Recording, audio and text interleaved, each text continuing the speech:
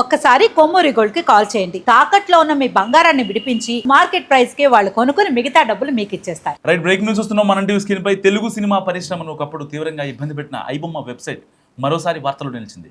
కొంతకాలంగా అందుబాటులో లేకపోయినా ఈ సైట్ తాజాగా మళ్ళీ ఆన్లైన్లో కనిపించడంతో సోషల్ మీడియాలో పెద్ద చర్చ జరుగుతోంది. ఈ మధ్య ఐబొమ్మను నిర్వహిస్తున్నట్లు ఆరోపణలు ఎదుర్కొంటున్న రవిని పోలీసులు అరెస్ట్ చేశారు. ఆ తర్వాత సైట్ని కూడా అతనితోనే మూసేయించారు.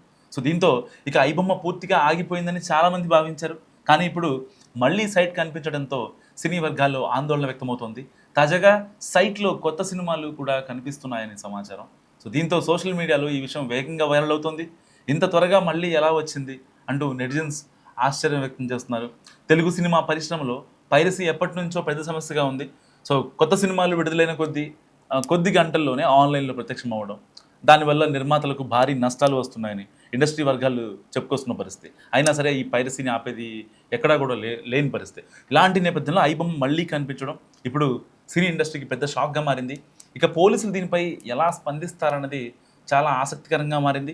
ఎందుకంటే ఇప్పటికే సైట్పై చర్యలు తీసుకున్నప్పటికీ మళ్ళీ ప్రత్యక్షం అవ్వడం వెనుక ఎవరున్నారు, అసలు ఎవరు నిర్వహిస్తున్నారు, ఎలా నిర్వహిస్తున్నారు, ఎక్కడి నుంచి నిర్వహిస్తున్నారనే ప్రశ్నలు ఇప్పుడు వినిపిస్తున్నాయి.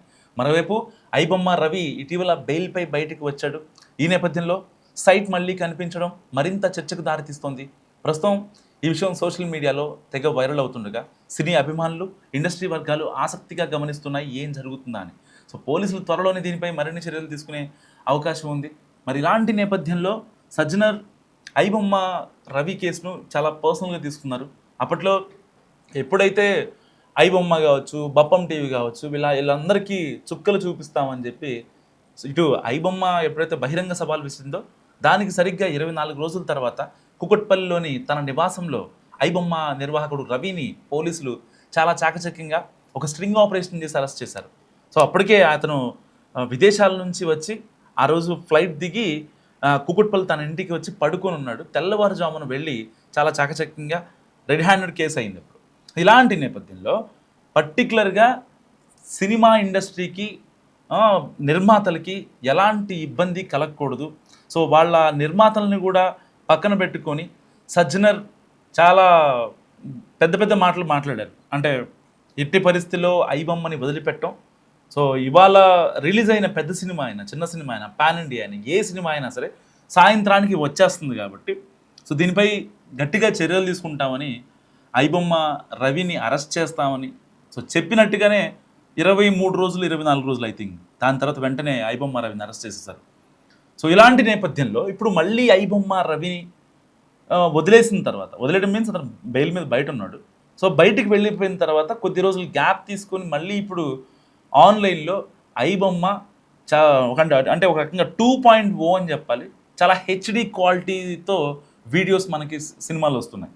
సో మరి ఎవరు దీన్ని హ్యాండిల్ చేస్తున్నారు? నిజంగా మరి నైజీరియన్ నుంచి అయితే ఆ వెబ్సైట్ హ్యాండిల్ తీసుకున్నటువంటి థర్డ్ పార్టీ పర్సన్సా, లేదంటే బయట ఉన్నాడు కాబట్టి రవినే హ్యాండిల్ చేస్తున్నాడు? ఎందుకంటే ఆల్రెడీ విచారణ జరుగుతున్నప్పుడు ఐబొమ్మ రవి చాలా చాకచక్యంగా ఉండేవాడు, ప్రతిదానికి చాలా ఇదిగా సమాధానం చెప్పేవాడు. సో అతనితోనే ఈవెన్ పోలీసుల సర్వర్లు కూడా హ్యాక్ చేసినటువంటి ఐబొమ్మ రవి, ఈవెన్ జడ్జి గారికి కూడా ఆయనకు కూడా హ్యాకింగ్ నేర్పించినటువంటి ఐబొమ్మ రవి, అప్పట్లో సెన్సేషన్ ఐబొమ్మ రవి. నిజంగా గత 4-5 నెలల క్రితం ఐబొమ్మ రవి అనే పేరు నిజంగా సెన్సేషన్, ఎవరికి తెలియదు. అందరూ మాట్లాడితే సినిమాకి వెళ్ళలేని వాళ్ళు, లేదంటే ఒక ఫ్యామిలీ మొత్తం కలిసి సినిమాకి వెళ్ళాలంటే 2-3 వేలు ఖర్చు పెట్టలేని వాళ్ళు ఇంట్లో ఐబొమ్మ వాళ్ళ టీవీ కనెక్ట్ చేసేసుకొని డౌన్లోడ్ చేసుకొని దాని డౌన్లోడ్ అయిన హెచ్డి ప్రింట్ని టీవీలో పెట్టుకొని చూసేవాళ్ళు. సో వాళ్ళకి బోల్డ్ డబ్బులు సేవ్ అయ్యాయి. సో తనని నిజంగా ఒక ఆరాధ్య దైవంగా కొలిచారు చాలామంది. ఇతన ఐబొమ్మ రవి ఎన్నాళ్ళుగా అసలు మాకు తెలీదు, ఇలాంటి వ్యక్తిని అరెస్ట్ చేసింది, అతనికి ఒక సానుభూతి ఏర్పడింది. ఆ సానుభూతి ఏర్పడిన ఐబొమ్మ రవిని అరెస్ట్ చేశారు సజ్జనర్.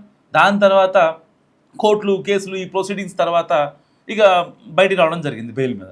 సో ఇలాంటి నేపథ్యంలో మళ్ళీ ఇప్పుడు ఐబొమ్మ వెబ్సైట్ మళ్ళీ ఆన్లైన్లోకి ప్రత్యక్షమవుతుంది. సో సినిమాలు కూడా స్ట్రీమ్ అవుతున్నాయి.